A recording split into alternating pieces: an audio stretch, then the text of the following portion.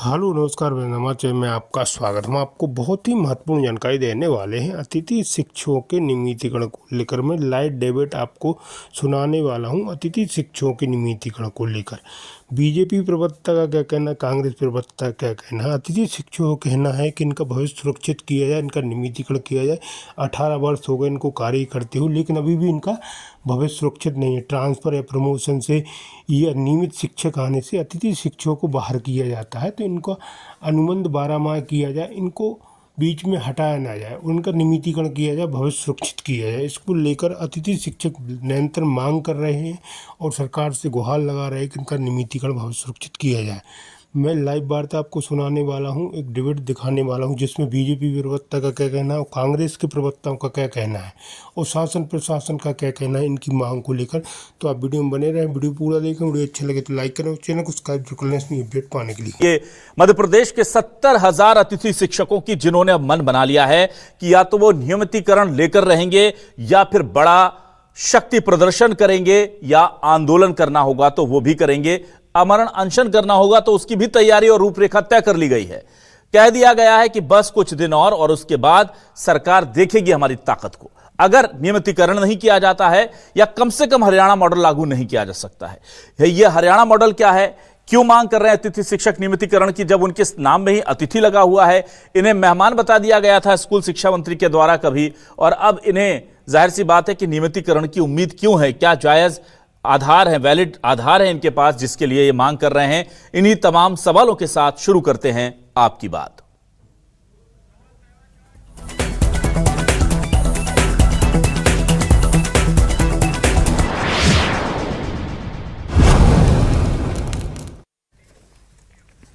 दरअसल एक बड़ी मीटिंग होती है अतिथि शिक्षकों के तमाम संगठन जो हैं उससे जुड़े हुए उनकी, और अब लगभग सभी शिक्षक संगठन जो है वो अतिथि शिक्षकों के साथ खड़े नजर आ रहे हैं। साफ तौर पर कहा गया है कि अतिथि शिक्षक जो हैं अब आने वाले 2-4-5 दिनों के बाद एक बड़ा रणनीतिक तौर पर आंदोलन करेंगे, और उसके बाद अगर सरकार ने नियमितीकरण की कार्रवाई शुरू नहीं की या कम से कम हरियाणा मॉडल लागू नहीं किया तो फिर वो आगे की कोई भी कार्रवाई के लिए स्वतंत्र होंगे। क्या कह रहे हैं अतिथि शिक्षकों से जुड़े संगठन के पदाधिकारी, आपको पहले ये सुनाते हैं। हमारी लंबित मांगों को लेकर हम सतत संघर्षरत हैं, परंतु अभी तक हम लोगों की गलती के कारण हम अलग अलग संघ के माध्यम से लड़ाई लड़ रहे थे, तो कहीं ना कहीं हम सरकार के सामने कमज़ोर पड़ रहे थे।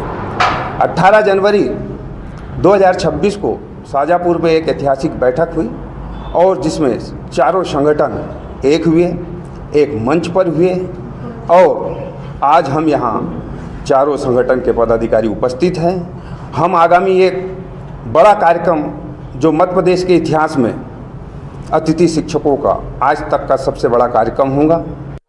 संगठन कहने को चाह रहे हैं, ये प्रशासनिक अधिकारी जो है ये समय समय पर हमें 4 रूप में बताते हैं, परंतु चारों संगठन की मांग तो एक ही है कि अतिथि शिक्षक का भला हो, जो मध्य प्रदेश के कोने कोने में। ये प्रशासनिक अधिकारी जो दाएं बाएं हम लोगों को घुमा रहे हैं, उनको बताने के लिए हम चारों प्रदेश अध्यक्ष एक मंच पे फिर बैठ गए, और हमारी जो मांग पत्र है हमने उनको जिले में ज्ञापन के माध्यम से अवगत करा दिया गया है कि आप बोल रहे हैं कि चारों प्रदेश अध्यक्ष अलग अलग मांग है, तो ऐसा कुछ नहीं है मैडम। हम लोगों ने जो हमारी मांग रखी है वो एक ही मांग है कि अतिथि शिक्षक जो अल्प मानदेय पर विगत 18 वर्षों से यहाँ पर जो शिक्षा विभाग की अंतिम कड़ी में काम कर रहा है, उसको आज तक आपने भविष्य सुरक्षित नहीं किया, और बड़े बड़े मंच पे आकर बोलते हैं कि हम 70,000 80,000 अतिथि शिक्षकों की वैकेंसी निकाल रहे हैं। तो हम चारों संगठन उस बात का भी खंडन करते हैं, उसका विरोध करते हैं कि आप नई वैकेंसी तब निकालें जब ये अतिथि शिक्षक जो आज तक आप लोगों ने लगा रखे हैं इनका भविष्य सुरक्षित करें। इस पूरे मामले को लेकर कांग्रेस सरकार पर हमलावर है और बीजेपी से वादा खिलाफी का बीजेपी पर आरोप भी लगा रही है, और बीजेपी कह रही है कि हमने जो वादे किए हैं वो पूरे किए हैं और थोड़ा सब्र रखना चाहिए, सभी के साथ जो वादे हमने किए हैं वो पूरे होने जा रहे हैं। दोनों के बयान सुनिए।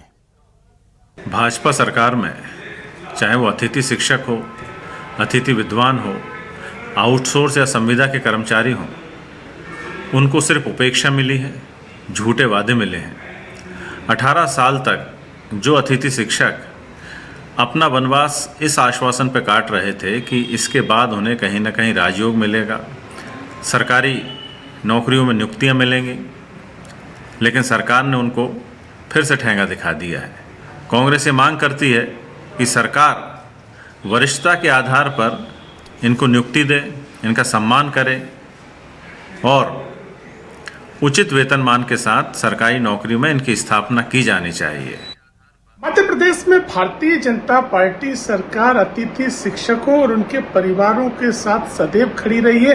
पूर्व में भी अतिथि शिक्षकों की मांगों को सरकार द्वारा पूरा किया गया था और अभी भी जो अतिथि शिक्षकों द्वारा मांग की जा रही है, सरकार उन पर निश्चित ही सहानुभूति पूर्वक विचार करेगी। हमारा अतिथि शिक्षकों और उनके परिजनों से भी आग्रह है कि वो सब्र रखें, सरकार के ऊपर विश्वास रखें। सरकार सदैव उनके साथ खड़ी है और सभी जायज मांगों को जल्द से जल्द पूरा किया जाएगा। कांग्रेस जैसी पार्टी जिन्होंने अतिथि शिक्षकों को नियमित करने का वादा करके चुनाव जीत लिया था और कभी अतिथि शिक्षकों की तरफ मुड़ के नहीं देखी, वो ऐसे विषय पर राजनीति कर रही हैं।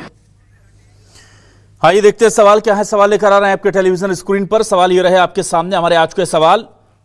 70,000 अतिथि शिक्षकों का कब खत्म होगा टेंशन, मांगे पूरी नहीं होने पर अब होगा शक्ति प्रदर्शन। 18 साल से कम वेतन में कर रहे पूरा काम, नई नियुक्ति से पहले होगा अतिथि शिक्षकों का पक्का इंतजाम। कांग्रेस बोली कर्मचारियों से वादा खिलाफी, बीजेपी बोली हम चिंता करेंगे हर किसी की। हरियाणा मॉडल या नियमितीकरण पर सीधी चेतावनी, एमपी में 70,000 अतिथि शिक्षकों की नौकरी होगी पक्की।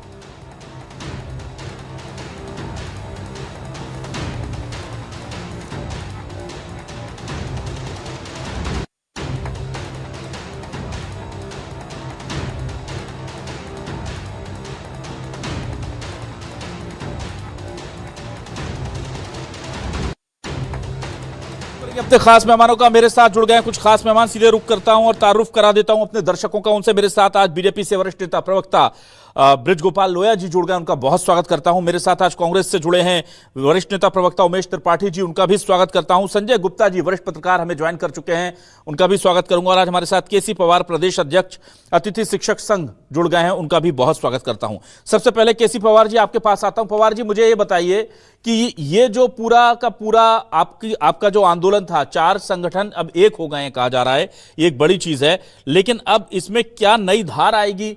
क्योंकि तो शिक्षा मंत्री कह चुके हैं अतिथि तो मेहमान होता है, उसको कैसे हम पक्का कर दें?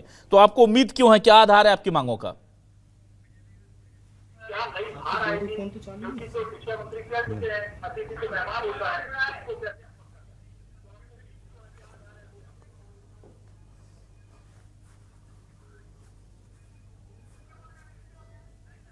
पवार जी आप मुझे सुन पा रहे हैं? पवार जी तक लगता है मेरी आवाज नहीं पहुंच रही है। पवार जी आप मुझे सुन पा रहे हैं या नहीं? ठीक है, चलिए मैं जल्दी से उमेश जी आपके पास आने की कोशिश करता हूं। उमेश जी, अतिथि शिक्षकों को पक्का किया जाएगा या नहीं, ये स्थिति अभी भी साफ नहीं हो रही है और अब वो कह रहे हैं कि हम महाआंदोलन करेंगे, क्या कहेंगे आप?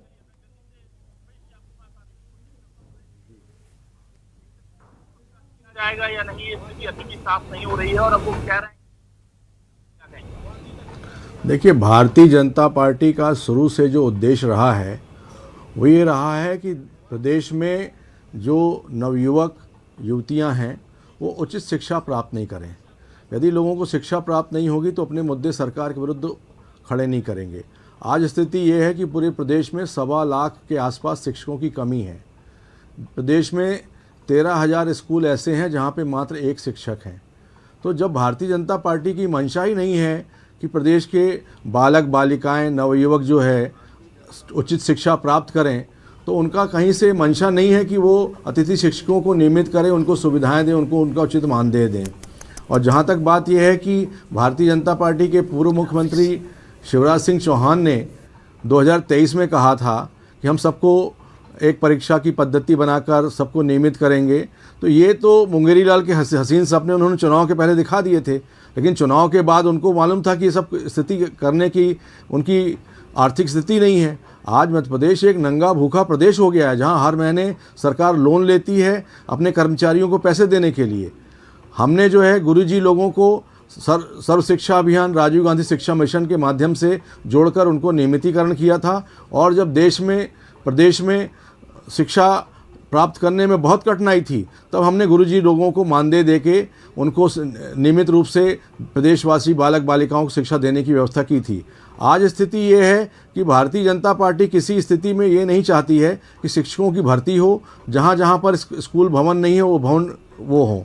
अतः भारतीय जनता पार्टी का उद्देश्य है कि प्रदेश में शिक्षा का स्तर ना हो, और वो बार बार जो अतिथि शिक्षकों को अलग करके नए लोगों को, आरएसएस के जो पट्टे हैं उनको शिक्षक के रूप में भर्ती किया जा रहा है। तो एक विचारधारा को प्रचारित करने वाले लोगों को ही अतिथि शिक्षक और शासकीय विभागों में नौकरियां मिलेंगी, ऐसा आरएसएस के लोगों का और भारतीय जनता पार्टी के नेताओं का पूरा प्रायोजित कार्यक्रम है। इसी कारण वो अतिथि शिक्षकों को बुरी तरह अपमानित कर रहे हैं। भोपाल में सड़कों पर उनके साथ धक्का मुक्की की जा रही है, उनके साथ बदसलूकी की जा रही है। जिस देश में इस गुरु का सम्मान नहीं होता है, ना वो प्रदेश ना ही वो देश आगे बढ़ सकता है।